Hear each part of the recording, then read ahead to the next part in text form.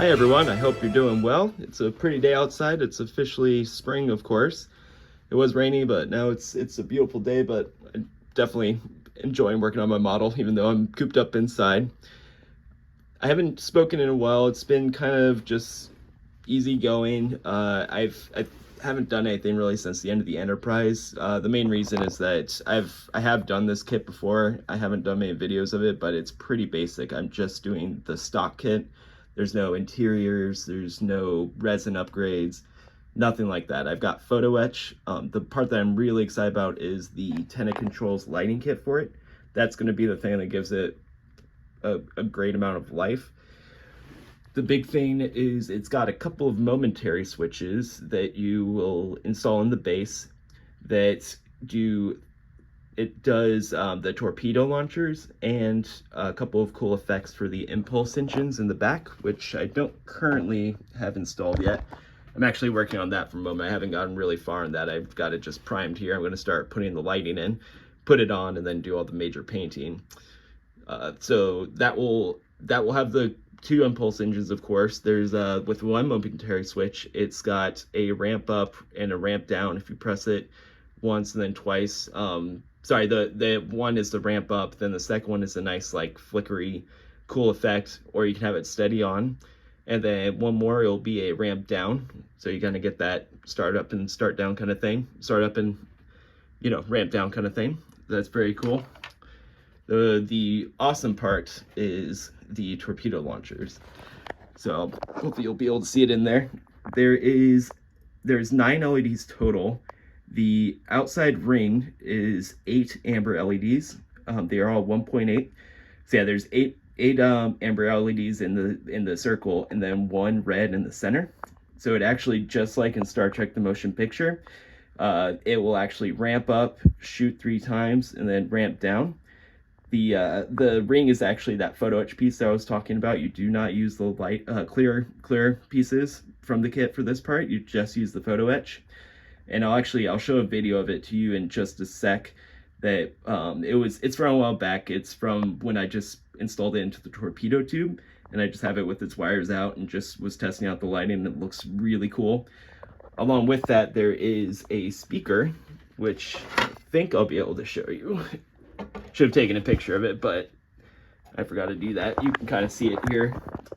If you kind of look inside, yeah, you can get a good look at it right there. I just used a few globs of epoxy putty and just pressed it down into it. So it's not going anywhere. And you can actually hear it great. Like, I was thinking about actually having to put some holes maybe in the bottom to let sound through, but I'm definitely not going to do that. It sounds perfectly fine, and it'll just look weird having a bunch of holes in the bottom of it just to let sound through. So I'm definitely going to just skip that.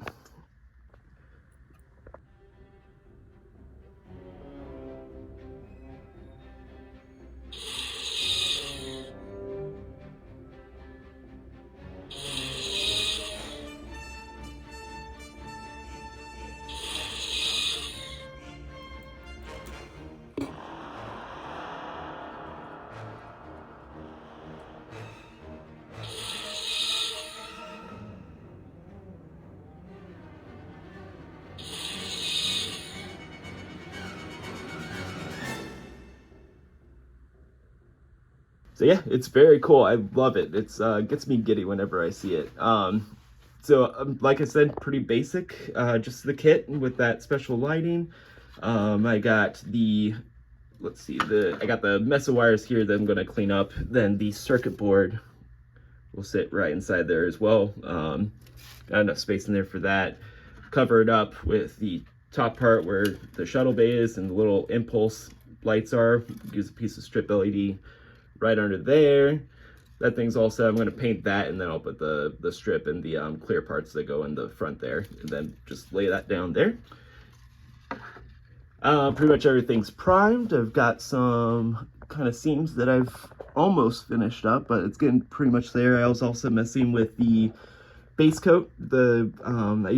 So this is one that I've done before. There was one that I put on Etsy that got sold and somebody wanted a commission for it, so I'm trying to mimic pretty much what I did before, and I'll put some pictures of the old one up here in a sec.